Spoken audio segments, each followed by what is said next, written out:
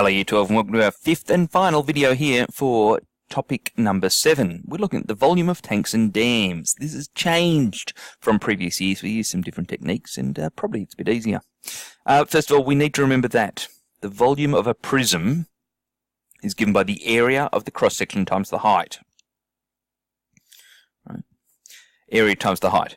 Now, we are often going to look at questions here where we have rainwater falling on some sort of area. People like these questions. There's a shortcut to doing these a bit. Sure, area times the height, and as I've said so many times when we're dealing with things like ratio, it's important that we use consistent units. But there is a shortcut. Rainfall is frequently quoted in millimetres, and area in square metres. If I multiply the millimetres of rain by the square millimetres they fall on, that will give me the volume of water in litres. Right. Otherwise, convert everything to metres or everything to, not millimetres. You don't want to have however many cubic millimetres. Right. There's a bit of mucking around with the units here because they're often badly mismatched. But if we do the millimetres of rain multiplied by the square metres of, let's say, roof, it'll give us the volume in litres, the litres of water. So here we go. I've got rain falling on this roof. And it flows off the roof into a rainwater tank that is a cylinder. So here we go. After 20 mils of rain, how many litres of water are drained into the tank? Well, I need the area of the roof. Right, my area is equal to 15 times 12. Right, those measurements are in metres. And 15 times 12, what is 15 times 12? Is 180. For the darts fans out there, it's 180 square metres. Okay, now my volume is going to be, look, this is slightly dodgy working, but you know, it just makes life so much easier. 180 times 20, right? 100, and actually, you know what? Because it's slightly dodgy working, because we're not using consistent units, I'm going to write the units in. I'm going to say 180 square metres times 20 millimetres. Is going to give me an answer in litres. Righto. So 180 times 20 equals 3,600 litres. Rightio. Just like that. Part A.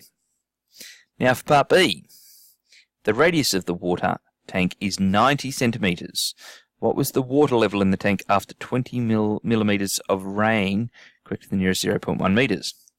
Okay, well,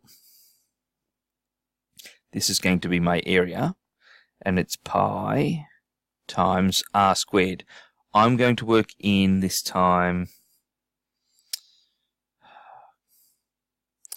let's say, you know what, metres here. We're going to get our area metres. So that's 0.9 squared. 90 centimetres divided by 100, 0.9 metres. Area is pi r squared. Therefore, my area equals, let's go, pi times 0.9 squared. And I get 2.5447.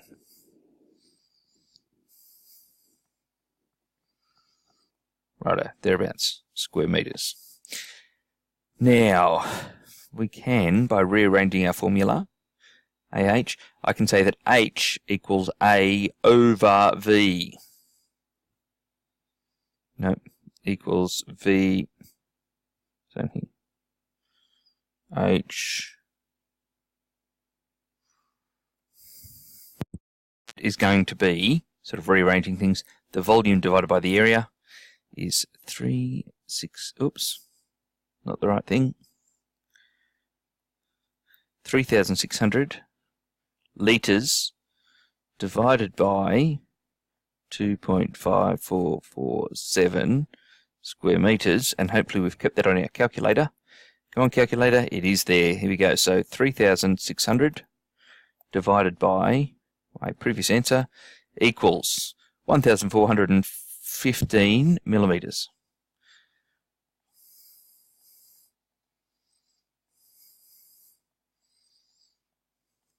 to the nearest 0.1 meter equals 1.4 meters. Right, my tank will fill up by 1.4 meters. Now, moving along to the trapezoidal rule here. We use this to estimate, not to actually calculate, not exactly anyway, to estimate irregular areas, and we just do it by chopping it up into trapezia. Okay, so here's our formula. Now remember, I said that the area of a trapezium is the average of the parallel sides multiplied by the distance between them. That's essentially what's going on here. I add the two parallel sides together, divide by 2, and multiply by the h being the distance between them. So here we go. Here's an example. I'm going to have... Oops, my pen's gone funny on me. Oh, my pen's gone really funny. Unlike my jokes. Right, I am going to have, essentially, 2 trapezia here. So I'm going to have to use this trapezoidal rule twice. Okay. That's why it says 2 applications. Just means I'm going to do it once over here and once over here.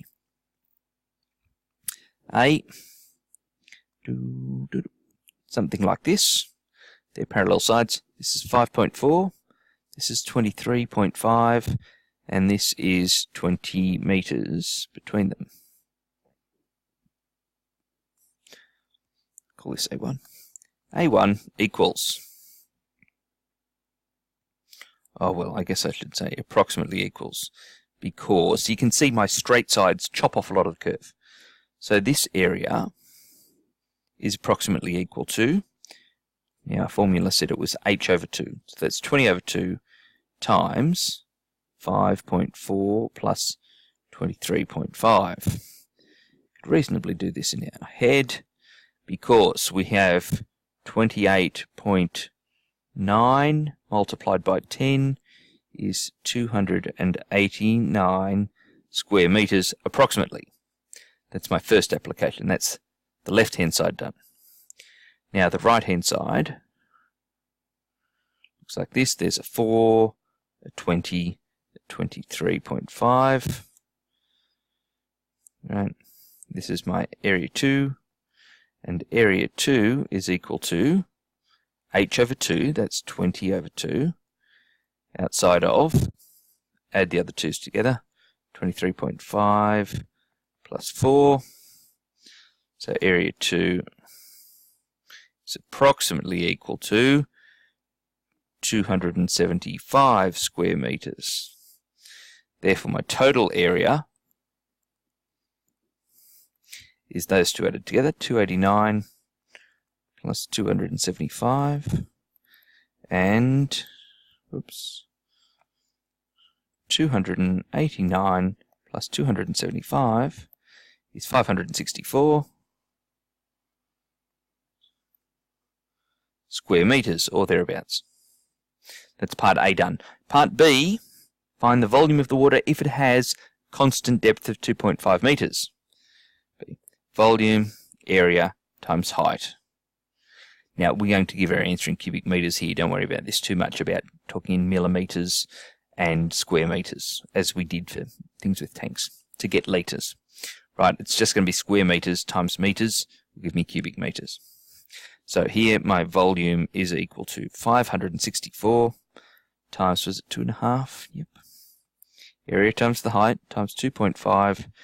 My volume in cubic meters, because it's meters all the way here, right, is 564 times 2.5 equals 1,410.